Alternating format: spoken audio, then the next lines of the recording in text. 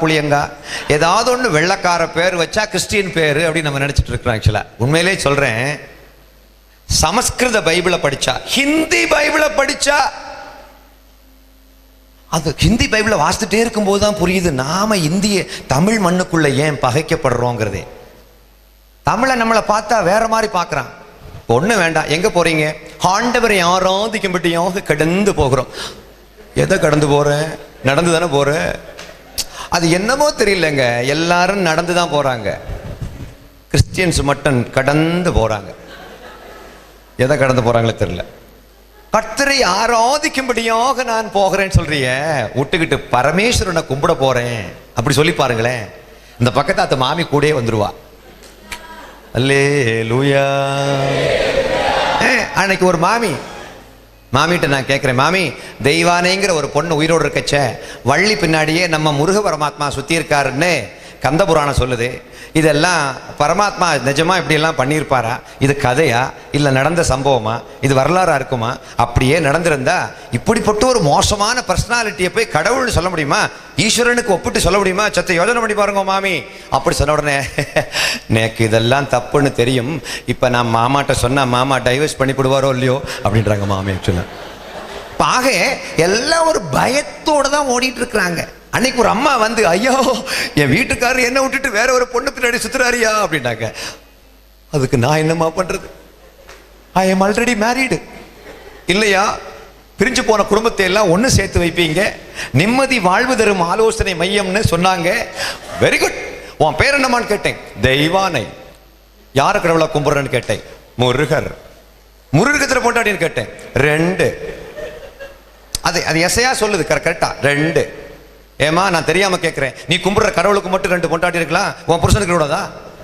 அப்ப அந்த அம்மா கேட்கறாங்க, அப்பா இவன் பண்றது சரின்னு சொல்றீங்களா? கண்ணு, உன் புருஷன் பண்றது தப்புங்கிறது தமிழ்நாட்டுக்கே தெரியும். அப்படி சொன்ன உடனே, அப்படி ஒரு பஞ்ச் டயலாக் மாதிரி சொன்ன உடனே அப்பவே நான் புரிஞ்சுக்கிட்டேன், எது தமிழனுக்கு சொன்னாலும் பஞ்சா சொல்லணும் அப்படின்னு. சோதனை எப்படியாக நீங்கள் கிட்ட வாருங்கள் அப்படின்ட்டு ஏதோ ஒண்ணு இவனுக்கு புரியும்படியா பேசுனாங்க. நான் கண்டுபிடிச்சிட்டேன் பிரதர்.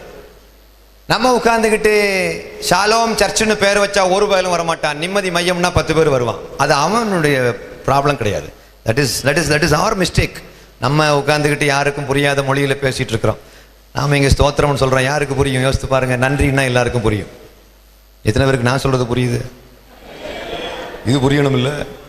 அப்ப அந்த அம்மா கிட்ட சொன்ன, அப்ப அந்த அம்மா என்கிட்ட சொல்றாங்க, ஐயா அப்போ எல்லாரும் அவர் தான் ஐயா கடவுள்னு கும்பிடுறாங்க. அப்ப நான் சொன்னேன், கூப்பிடலையே. அப்ப நான் என்ன பண்ணணும்? காடை மட்டும்தான் கும்பிடணும். அப்ப உண்மையான காடு யாரு? நான் சொன்ன காடு மட்டும்தான் காடு. அப்படின்னா மீதி எல்லாம் ஃப்ராடு. அப்ப உண்மையான காடு யாருங்க? இப்ப இத்தனைக்கு அந்த அம்மாவுக்கு நான் கிறிஸ்டியன் தெரியவே தெரியாது, ஏன்னா அவ்வாழ் பாரியில் இருக்கிறோம். அப்போ உண்மையான காடு யாரு? அப்ப நான் சொன்னேன், நீ தூக்கி சுமக்கிறது கடவுள் கிடையாது, உன்னை தூக்கி சுமக்கிறதா கடவுள். அல்லேலூயா. அப்ப கூட இங்க கொஞ்சம் பேருக்கு புரியல பாருங்க. ஒரு மாதிரி டாம் அண்ட் ஜெரியில வர மாதிரி முழிக்கிறீங்க பாருங்க. சிலர் வந்து 2 கண்களை திறந்து வைத்த வண்ணமாக நித்திரையடைந்து விட்டார்கள். ஆனால் நித்திரையடைந்தவர்கள் நிமித்தம் நான் துக்கித்து பிரயோஜனம் இல்லை. அல்லேலூயா. அந்த அம்மாவுக்கு அன்னைக்கு தான் கண்ணு திறக்குதுங்க. ஆக நல்ல உலகம் வெளியில இருக்குது. ஆனா ஜாமக்காரர்களே, நாம என்ன செய்யணும்னா அவனுக்காக கொஞ்சம் இறங்கி போனோம் பிரதர். நான் அதை தான் இன்னைக்கு நான் சொல்ல வரேன். இங்கே 4 செவத்துக்குள்ள நாம என்னெல்லாமோ பேசுறோம், ஆனா அவன் ஏன் உள்ள வரல தெரியுமா? இன்னைக்கு நோயாளிகள் மட்டும்தான் சபைக்கு வர்றாங்களே தவிர அறிவாளிகள் யாரும் வரமாட்டேன்றாங்க. ஏன் தெரியுமா? Do you know why only the sick people are coming to Christ? Healing ministry பண்ணக்கூடிய ஊழியக்காரங்களுடைய சபைக்கு மட்டும்தான் ஆத்மாக்கள் வர்றாங்க. மற்றவங்க சபைக்கு ஆத்மாக்கள் வரல. சத்தியத்தை பேசக்கூடியவங்க சபைக்கு வரல. காரணம் என்னன்னா, இவங்க சொல்ற சத்தியம் இவங்க மனைவிக்கே கூட புரிய மாட்டேங்குது.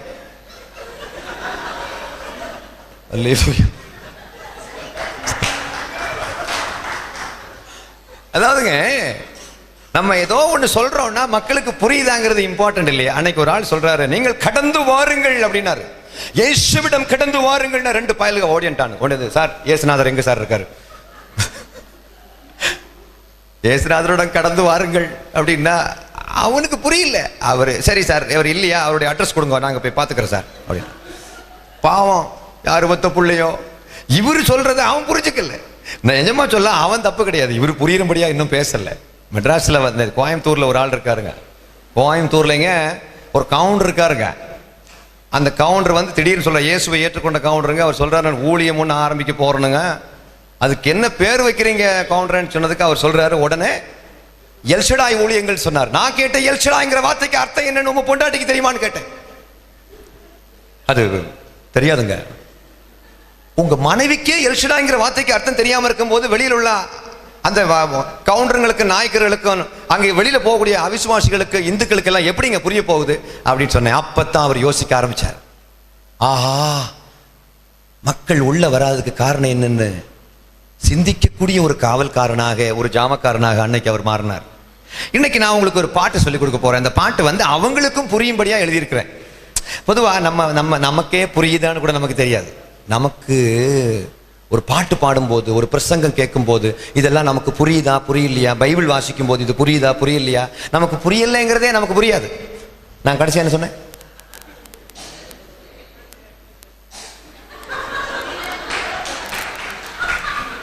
நான் கடைசியா என்ன சொன்ன கண்ணு? யுத்த வீரன் டிஷர்ட் போட்ட உங்ககிட்ட கேட்கிறேன்.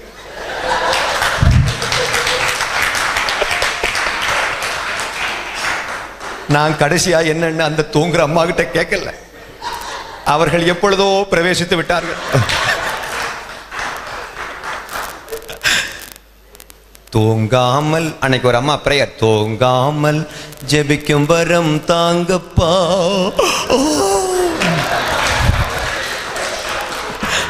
நம்ம நிலைமையை யோசித்து பாருங்க. Now I want to teach that song to you. இன்னைக்கு நான் அந்த பாட்டை ஒவ்வொரு லைனா பாடுறேன். பாரு, சி மைனர் படிங்க சார். சி மைனர், மைனர்,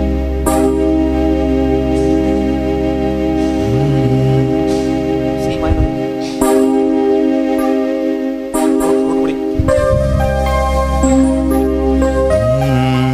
பரலோகத்தில் வாழும் பரமேஸ்வரா, பாடுங்க.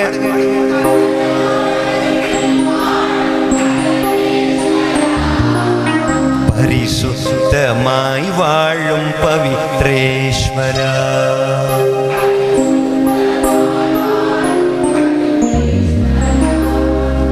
பவித்ரா அப்படின்னா பரிசுத்தம்னு அர்த்தம்.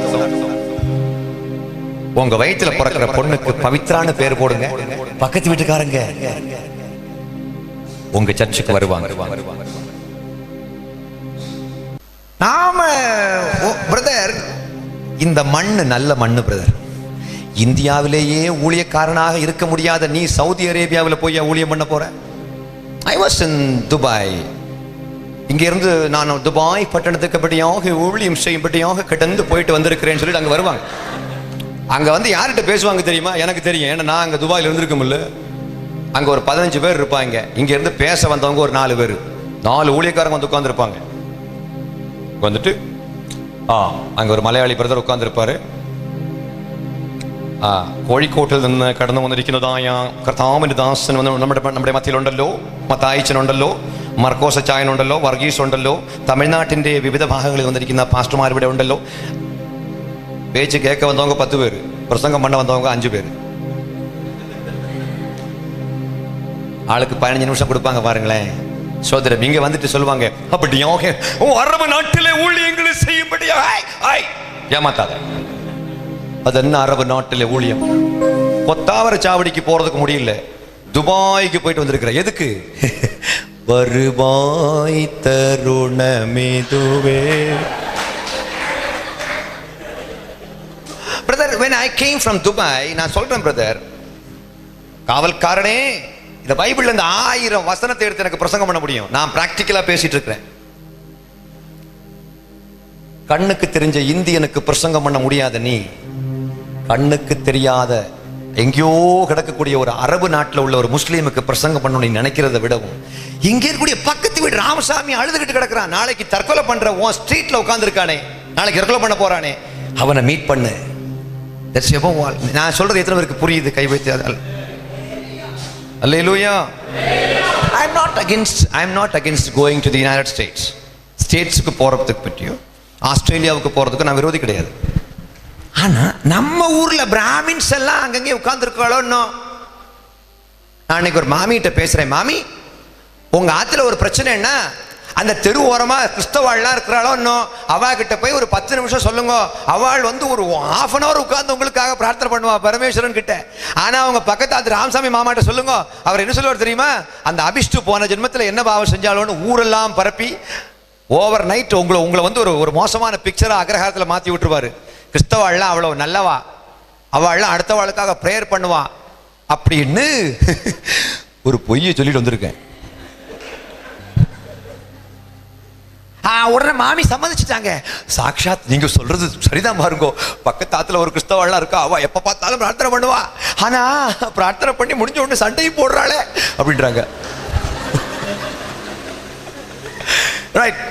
இப்போ பவித்ராங்கிற வார்த்தைக்கு அர்த்தம் பரிசுத்தம், ஜோதினா ஒளி, சாந்தினா அமைதி, மன அமைதின்னு அர்த்தம். ராஜா அப்படின்னா ராஜா, ராஜாவா இருக்கிற ஈஸ்வரன் தான் ராஜேஸ்வரன். மகா ஈஸ்வரன் பேர் தான் மகேஸ்வரன், அதனோட ஷார்ட் ஃபார்ம் தான் மகேஷ். அந்த மகா ஈஸ்வரனுடைய குமாரன் தான் மகேஷ் குமார். நம்ம பசங்களுக்கு மகேஷ் குமார்னு பேர் வைக்க மாட்டோம், ஏன்னா அதுக்கு அர்த்தம் நமக்கு தெரியாது. ஆனா ரிச்சர்டுன்னு பேர் வைக்கிறதுக்கு நம்ம பேர் வைக்கிறதுக்கு காரணம் அதுக்கு அர்த்தம் தெரிஞ்சதுனால கிடையாது. இயேசுநாதர் வந்து பேர் வைக்கிறது என்ன, இப்படி பேர் வைக்கிறத பற்றி பேசிட்டு இருக்கேன்னாக்க, இன்னைக்கு மக்கள் உள்ள வராத காரணங்கள் என்னங்கிறத கடந்த 2 வருஷமா நான் தெளிவாக ஆராய்ச்சி பண்ணி வச்சிருக்கேன். They are all very good people. அல்லேலூயா, அல்லேலூயா. அவங்க எல்லாம் வெளியில் உள்ள மக்கள் நல்லவங்க. இதே ஊழியக்காரர் இப்ப மீசியோட உட்கார்ந்துருக்கக்கூடிய இந்த ஐயா வந்து கேரளாவில் போய் ஒரு ஐபிசி சர்ச்சில் பிரசங்கம் பண்ண ட்ரை பண்றாருன்னா இவரை விடுவாங்களா? அவர் மீசையுடையவராக காணப்படுகிறார். ஐயோ அந்த மீசை எடுத்து விட வேண்டும். ஹல்லேலூயா. ஏன் மீசை எடுக்கணும்னு ஆண்டவர் சொன்னார்? ஐயா ஆண்டவர் எதை சொன்னாரோ அதை பற்றி மட்டும் பேசாம மீதி எல்லாத்தையும் பற்றி அழகா பேசிட்டு இருக்காங்க. இயேசுநாதர் எப்ப வருவேன்னு அவர் சொல்லல, நம்ம ஆட்கள் அதை பற்றி இப்ப டேட்டு போட்டு பேசிட்டு இருக்காங்க. இயேசு எதெல்லாம் சாதாரணமா விட்டாரோ அதை பெருசா பிடிச்சிட்டு இருக்காங்க. இயேசு ரொம்ப சீரியஸா பேசினாரு, அதை பற்றி யாரும் பேசுறதே கிடையாது. இப்ப நான் இயேசுநாதர் சீரியஸா பேசுற ஒரு டாபிக் பற்றி பேச வந்திருக்கேன். It's really serious and the people are also serious about it. They really expect from us. அன்னைக்கு ஒரு ஆள்கிட்ட ஆண்டவர் சீக்கிரமாக வருகிறார் பிரதர் அப்படி சொன்னா, பிரதர் இயேசுநாதர் சீக்கிரமா வர்றார் பிரதர் அப்படி சொன்ன உடனே அவர் சொன்னாரு, பிரதர் அவர் லேட்டா வந்தா ஏதாவது ப்ராப்ளமா பிரதர்? அவனுக்கு அது ஜோக்கா போச்சு. சார் 42 வருஷமா கேட்கிறேன் சார், தோ வர்றாருன்னு வரலையே, அந்த சப்ஜெக்ட் விட்டுட்டு வேற ஏதாவது சப்ஜெக்ட்ல பேசுங்க சார்ன்ற மாதிரி ஆகி போச்சு. ஏன்னா அவனுக்கே தெரியுது நாம பேச வேண்டிய சப்ஜெக்ட் இது கிடையாது, நாம பேச வேண்டியது மிக மிக மிக முக்கியமான சப்ஜெக்ட். எது பிரைமா ஆண்டவர் சொன்னாரோ அதை விட்டுட்டோம். I'm going to teach about that subject today. இப்போ இந்த பாட்டை ஒரு லைன் பரலோகத்தில் வாழும் பரமேஸ்வரா பாடுவோம்.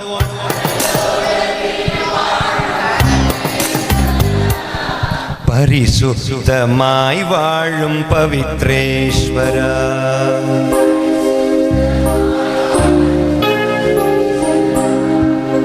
உலகிற்கு ஒளியான ஜோதீஸ்வரா,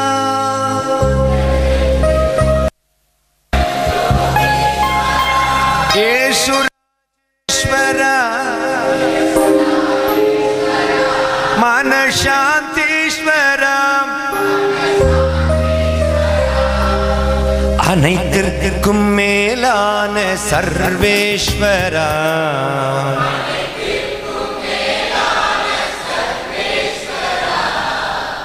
அகிலாண்டம் படைத்தாளும் பிரம்மேஸ்வரா,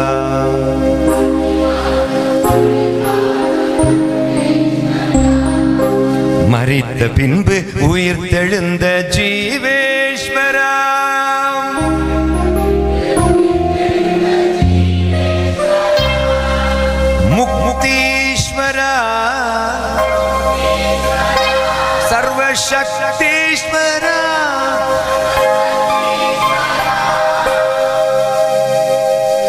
சாபத்தை சுட்டெரிக்கும் அக்னீஸ்வரா,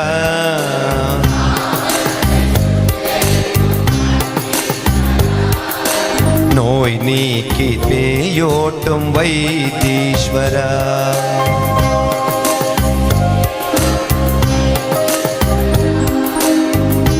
அவள்லாம் வைத்தீஸ்வரன் கோயில் சொன்னா நம்ம என்ன சொல்லுவோம்? ஐயோ அது பேசாசு அப்படி சொல்லிடுவோம். ஆனா வைத்தீஸ்வரன்ங்கிற வார்த்தைக்கு பின்னாடி இருக்கிறது தெரியுமா? இவன் இன்னைக்கு வரைக்கும் இந்துக்கள் உயிரோடு இருக்கிறதுக்கு காரணம் என்ன தெரியுமா? ஏன்னா அவன் எதை நம்பி ஓடுறான்னா கடவுள் அப்படின்னு மனசுக்குள்ள கடவுள் தான் வச்சிருக்கான். ஆனா கும்பிடுறது நிஜமா கடவுள் அவன் கும்பிடல. நிஜமான வைத்தீஸ்வரன் யாரு தெரியுமா? அன்னைக்கு ஒரு பொண்ணுக்கு தலைக்கு மேல கை வச்சா பத்திரகாளி வந்திருக்கேன் அப்படி சொல்லுது. எதுக்கு வந்தேன்னு கேட்டேன். உயிர் எடுக்கிறதுக்காக வந்தேன், என்னை ஏவி விட்டுருக்காங்க. நீ கடவுள்னு எல்லாரும் கோயில் கட்டி வச்சு கும்பிடுறாங்களே அப்படி கேட்டா அந்த பிசாசு சொல்லுது, அதெல்லாம் எனக்கு தெரியாது, நான் உயிர் எடுக்காம போக மாட்டேன். இயேசு நாமத்துல பிசாசு அப்படி சொன்ன உடனே ஆடிட்டு அது கீழே விழுந்துச்சு. அந்த பிசாசு போயிடுச்சு. அப்ப நான் சொன்னேன், உயிரை வாங்க வந்தது கடவுள் கிடையாது, எனக்காக உயிரை கொடுக்க வந்தாரே அவர் தான் கடவுள் சொன்னார். ஹல்லேலூயா.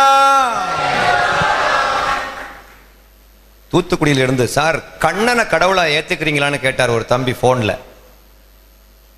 தூத்துக்குடியில இருந்து ஒரு தம்பி கால் பண்ணி, இந்த கண்ணனை கடவுளா ஏத்துக்கீங்களா? நான் சொன்ன சாட்சாத் உண்மையான கடவுள் கண்ண பரமாத்மா தான் அப்படி சொன்ன. சார் இங்க எல்லாரும் மோசமா இல்ல சொல்ல, அவ பியாயிங்காவ. அப்ப நான் சொன்னேன், மொத்தம் சாட்சாத் ரெண்டு கண்ணன் உண்டு. ஒரு கண்ணை வந்து பொம்மநாட்டிகள்லாம் கங்கைக்கரை தோட்டத்தில் குளிச்சுட்டு இருக்கச்ச அவ புடவை எல்லாம் எடுத்து பக்கத்தில் இருக்கிற மரத்து மேல உட்காந்துட்டு வேடிக்கை பார்த்துட்டு இருந்தார், அது ஒரு கண்ணன். இன்னொரு கண்ணன் வந்து என்னிடத்தில் பாவம் உண்டென்று உங்களில் யார் என்னை குறை கூற முடியும் என்று சவாலாக கூறிய சரித்திரத்தில் வந்த சுத்த கண்ணன். இந்த ரெண்டு சொல்லி முடிச்சு ஒரு மாசத்துக்கு பிறகு தூத்துக்குடியில் இருந்த அந்த இந்து சகோதரன் குரோம்பேட்டைக்கு வந்து அவர் ஒரு வேலையில ஜாயின் பண்ண உடனே என்னை கூப்பிட்டுக்கிட்டு பிரைஸ் தி லார்ட் பிரதர் அப்படின்னு சொன்னார். நான் அங்க பெரிய பிரசங்கம் ஒன்றும் பண்ணல, கண்ணன் தான் கடவுள், ஆனா நீ சொல்ற ஆளு ஃப்ராடு கண்ணன். குளிக்க இடத்துல கடவுளுக்கு என்ன வேலை? அல்லேலூயா. கடவுள் பொம்பளை எல்லாம் குளிக்க இடத்துல அவருக்கு என்ன வேலை? ஆனா தம்பி அது திருநெல்வேலி பாஷையில சொன்ன உடனே ரொம்ப சந்தோஷமா ஏத்துக்கிட்டாரு. எனக்கு கர்த்தருடைய கிருபையினால எல்லா பாஷையும் படிச்சேன். ஆமா, மெட்ராஸ் லாங்குவேஜ், மெட்ராஸ் தமிழ் தெரியும். குஷ்டு வந்த அஷ்டா அண்ணா அப்படின்றான் ஒருத்தன். திடீர்னு பார்த்தா ரஷ்யன் லாங்குவேஜ் மாதிரி இருக்குது. என்ன பஷ்டுகிறான்னு தெரியல, குஷ்டு வந்து அஷ்டுகிறான். Now listen to me. எல்லாருக்கும் ஒரு ஏக்கம், கிறிஸ்தவத்தால என்ன பிரயோஜனம்? இந்த பாட்டை நம்ம முடிச்சிருவோம். இந்த நான் இப்ப இந்த மாதிரி பாட்டெல்லாம் பாட ஆரம்பிச்ச உடனே இந்துக்கள் வந்து என்ன ஒரு மாதிரி பாக்குறாங்க. சார் நீங்க இந்துவா கிறிஸ்டினா? மனுஷன் சார் முதல்ல இப்படி ஒரு ஆளை பார்க்குற சார். இந்து கிறிஸ்டின் முஸ்லீம்னு சண்டை போட்டு கிடக்கு. அதில் கிறிஸ்டின்ஸ்ல பார்த்தீங்கன்னா நாங்கள் ஆர்சி, எல்சி, சிஎஸ்ஐ, பெந்திகோசு, முட்டைக்கோசு. ஐயோ ஐயோ, இது எல்லாத்தினுடைய மத்தியில நம்ம எல்லாம் என்ன பண்றதுக்கு பிரதர்? எல்லாரும் பார்த்துக்கிட்டு மனநோயாளிகள் மாதிரி நம்மளை பார்க்குறாங்க. நம்மளை வந்து மனநோயாளிகள் மாதிரி பார்க்குறாங்க. ஆக்சுவலா ஆமா, நம்மளை பார்க்கும்போது அப்படியாக நாங்கள் கத்தோலிக்க சபையில் இந்த ஜோம் இந்த சாட்சி சொல்ல எழுப்பி விட்டா, நாங்கள் அப்படியாக கடந்த 35 ஆண்டுகளாக எப்படியாக இப்படி, அது என்ன அப்படியாக இப்படியாக? நீ என்ன பண்ணுன? 35 வருஷமா நீ என்ன பண்ணுன? கத்தோலிக்க சபையில காணப்பட்டேன், இப்பொழுது பெந்தெகோஸ்தே சபையில காணப்படுகிற. உனக்குள்ள என்ன மாற்றம் வந்துச்சு? That's important. Hallelujah. Now let's sing that. சாபத்தை சுட்டெரிக்கும் அக்னீஸ்வரா பாடுவோம்.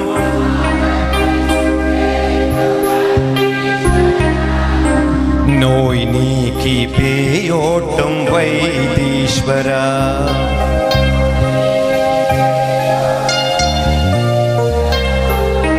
பாவிக்கு மறுவாழ்வாம் ரக்ஷேஸ்வரா.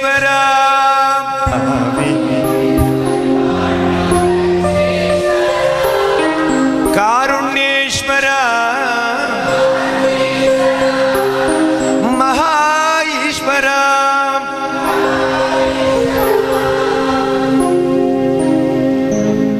நீங்க இப்படி பாடிட்டே போங்களேன். காத்தால எங்கிருந்து கிளம்பி போவீங்க இல்லையா, போகும்போது இப்படி பாடிட்டே போங்க. அவள்லாம் மார்கழி மாசம் போவா, நீங்க எல்லாம் தை மாசம் போங்க, ரொம்ப நல்லா இருக்கும். உண்மையிலே நான் சொல்றேன், எனக்கு பிராமின்ஸ் எல்லாம் ரட்சிக்கப்படுறோம்னு ஆசையோடு இருக்கேன் பிரதர். இப்போ நான் I am doing ministry among the Brahmins, personal evangelism பண்ணிட்டு இருக்கேன். எதுக்காக நான் இந்த ட்ரெஸ்ஸை போட்டிருக்கேன்? நான் பிறவியிலே பிராமின் கிடையாது, ஆனால் ஐ எம் ரோமன் கேத்தலிக் சர்ச்சில் நான் அந்த மாதிரி ஒரு குடும்பத்தில் வளர்க்கப்பட்டாலும் பிராமின்ஸை கொண்டு வரணுங்கிறதுக்காக I almost became like a Brahmin. ஏன்னா அவங்களும் வரணும் இல்லையா? ஆனால் நமக்கு அந்த எதிர்பார்ப்பே இல்லாமல் உட்காந்துருக்கோம். நம்ம எல்லாம் எதுக்கு சர்ச்சுக்கு வந்திருக்கோம்னா பிராமின்ஸை உள்ள கொண்டு வரணுங்கிறதுக்காக வரல. நம்ம எதுக்கு வந்து தெரியுமா? ஐயா அந்த இடுப்பில் ஒரு வலியா இருக்குதுயா, அந்த இடுப்பு வலிக்காக தான் வர்றாங்க. சரியான உடனே கிளம்பி அப்படியாக அவர்கள் கடந்து போய்விடுகிறார்கள். நான் இப்போ ஒரு வசனத்தை வாசிப்போம். கொலோசியர் 3ஆம் அதிகாரத்தினுடைய முதல் 2 வசனம்.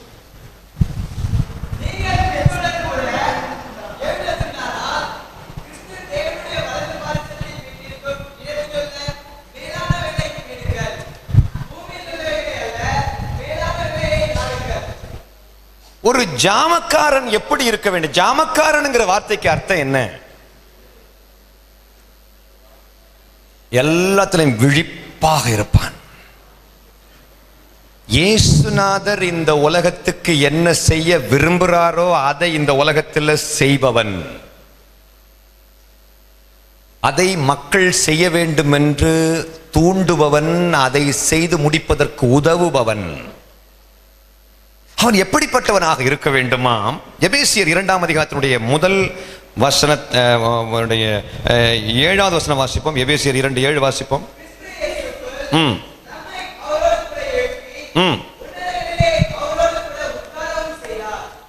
என்கிட்ட ஒரு முஸ்லீம் ஒரு கேள்வி கேட்டாரு, கடவுள் ஏன் மனித உருவத்தில் வர வேண்டும்? What was the purpose of the incarnation of Jesus? இயேசு கிறிஸ்து மனித வடிவத்தில் ஏன் வர வேண்டும்? கடவுள் மனுஷ வடிவத்தில் ஏன் வர வேண்டும்? இன்னொரு கேள்வி ஒரு ஆள் கேட்டாரு, நாம் பாவம் செய்திருக்க பாவம் செய்யாத இயேசுவுக்கு இறைவன் தண்டனை கொடுத்தது நியாயமா? இப்படி ஒரு கேள்வி என்கிட்ட கேட்ட பாருங்களேன், அசந்து போயிட்டேன், ஆடி போயிட்டேன். என்ன கேள்வி கேட்டாருமா? கண்ணாடியம்மா சொல்லுங்க. அம்மா உங்ககிட்ட தான்மா கேட்கிறேன். அப்படியே உறைஞ்சு போய் உட்கார்ந்துருக்கீங்க. நான் கேள்வி கேட்பேன். உங்களுக்கு ஒரு விஷயம் தெரியுமா? நான் இப்படியே நின்று பேசுற ஆளு கிடையாது. நான் இறங்கி வந்து ஆயா, தூங்குகிற ஆயாக்களுக்கு ஒரு சாயா கொடுத்து அவளை பிக்கப் பண்ணுங்கள். அல்லேலூயா. நான் இப்ப என்ன சொன்னேன்னு கேள்வி கேட்பேன். தயவு செய்து முழிச்சிருக்கணும். இன்னொரு 15-20 மினிட்ஸ் தான். தயவு செய்து முழிச்சிருங்க. மிக முக்கியமானது, மிக மிக முக்கியமானது. ஏங்க, மக்கள் எல்லாம் தப்பு பண்ணி இருக்கும் போது ஒரு குற்றம் கூட செய்யாத இயேசுநாதருக்கு தண்டனையை கடவுள் கொடுத்திருக்காரு. இது நியாயமா? சரியான கேள்விங்க, அருமையான கேள்வி. குற்றம் ஒருவன் செஞ்சிருக்க, தண்டனையை வந்து வேற ஒரு ஆளுக்கு கொடுக்கறது சரியா? இயேசுநாதரும் மனித உருவத்தில் வந்தவர் தான், ஆனால் அவர் மனுஷன் தானே, அவ்வளோ கஷ்டமும் ஒரு அநியாயமா பட்டிருக்காரு அப்படின்னு. இந்த கேள்விக்கு பதில் சொல்லும் போது பரிசுத்த ஆவியானவர் எனக்கு உதவி செய்தது வந்து எனக்கு தெளிவா தெரியும். சாதாரணமாக என்னால் பதில் சொல்ல முடியாது, ஆனால் பரிசுத்த ஆவியானவர் எனக்கு கொடுத்த ஒரு பதில், அதுக்கு நான் கொடுத்த ஒரு விளக்கம் என்ன தெரியுமா? நான் என்னுடைய பையனோடு கூட, இது என்னுடைய மகன், ஹிஸ் நேம் இஸ் ஜானத்தன். அவன் 9வது வகுப்பு படிச்சுட்டு இருக்கிறான். ஜானத்தன் 9வது வகுப்பு படிச்சுட்டு இருக்கிறான். எனக்கு ஒரு மனைவியும் 2 பிள்ளைகளும் உண்டு. அல்லேலூயா. என்ன சிரிக்கிறிய? எங்களுக்கெல்லாம் என்ன 2-3 வச்சிருக்கோம் அப்படின்னு நீங்க நினைக்கிறீங்க. நான் அப்படி சொல்லலையே. I am just telling the truth. இப்போ இது என்னுடைய சன் ஜானத்தன். எனக்கு மகள் உண்டு, ஒரு மகள். அவள் 2வது படிச்சுட்டு இருக்கிறா. Her name is Sneha. Sneha அப்படின்னு என் பொண்ணுக்கு பேருன்னு சொன்ன உடனே ஒரு ஊழியக்காரர் வந்து ஸ்னேகாவா அப்படின்றாரு.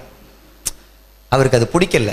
நான் நினைக்கிறேன் அந்த ஸ்னேகா படம் ரொம்ப பார்த்துருப்பாருன்னு நினைக்கிறேன். உட்காருப்பா, தேங்க்யூ. என்கிட்ட ஸ்னேகம்னா அன்புன்னு அர்த்தம். பைபிளில் ஸ்னேகம்ங்கிற வார்த்தை இருக்குதுங்க. பைபிளில் அனுகிரகம்ங்கிற வார்த்தை, அனுகிரகாங்கிற வார்த்தை பைபிளில் இருக்குது. சமஸ்கிருத பைபிளில் பார்த்தீங்கன்னா அனுகிரகாங்கிற வார்த்தை இருக்குது. ஐஸ்வர்யாங்கிற வார்த்தை பைபிளில் இருக்குது. சௌமியாங்கிற வார்த்தை பைபிளில் இருக்குது. சௌபாகியாங்கிற வார்த்தை பைபிளில் இருக்குது. பாக்யா அப்படிங்கிற வார்த்தை பைபிளில் இருக்குது. ஆனால் நம்ம பைபிளில் இருக்கிற வார்த்தையை போட மாட்டோம். நமக்கு ஏதோ ஒரு வெள்ளைக்காரனுக்கு பேரை போட்டா, அல்லேலூயா, ரோஜான்னா இந்து பேர், ரோஸ்னா கிறிஸ்டின் பேர் அப்படின்னு நாம் நினச்சிட்டு இருக்கிறோம். அப்படியே ஒரு மாதிரியா ஓடிட்டு இருக்கிறோம். ஆக்சுவலாக நான் லிசன் டு மீ, அன்னைக்கு நான் அவர்கிட்ட கொடுத்த பதில் என்னன்னா, ஒரு அந்த பதிலில் அவர் அப்படியே காம் ஆகிட்டார். அந்த முஸ்லீம் பிரதர் அவர் ஃபோனில் கான்டாக்ட் பண்ணி பேசும்போது சொன்ன பதில், ஐயா இயேசு கிறிஸ்து ஒரு குற்றமும் செய்யாதவர்னு நீங்க சொல்றீங்க, நான் நம்புறேன். பட் குற்றமெல்லாம் செய்த மனுஷனுக்கு கொடுக்க வேண்டிய தண்டனையை ஏன் இந்த ஒரு நிரபராதி இயேசுக்கு கொடுத்து விட்டீர்கள் அப்படின்னு கேட்ட கேள்விக்கு நான் கொடுத்த பதில், நான் என் பையனோட மார்க்கெட்டுக்கு போறேன். என் சின்ன பையன் 5ஆம் கிளாஸ் படிக்கிற ஒரு பையன்னு வச்சுக்கோங்க. அவன் திடீர்னு ஒரு கல் எடுத்து அப்படியே வீசி, அந்த கல் அப்படியே போய் ஒரு கண்ணாடி கதவுல படுது கடைவீதியில. அந்த கண்ணாடி அப்படியே அந்த கண்ணாடி கதவு கீழே விழுந்து உடையும் போது என் பையன் தான் உடைச்சான் அப்படிங்கிறத அந்த ஹவுஸ் அந்த கடை ஓனர் பிடிச்சிக்கிட்டாரு. என் பையனை பிடிச்சி போது அந்த என் பையனை மீட்டு கொண்டு வர வேண்டுமானால் என் பையன்கிட்ட காசு கொடுக்க முடியாத பட்சத்தில் நான் தானே கொடுத்தாகணும். அப்ப நான் கேட்டேன்,